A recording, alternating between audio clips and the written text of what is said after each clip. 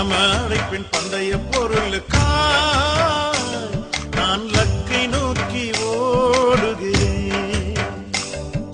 பரம அழைப்பின் பந்தய பொருளுக்காய் நான் லக்கை நோக்கி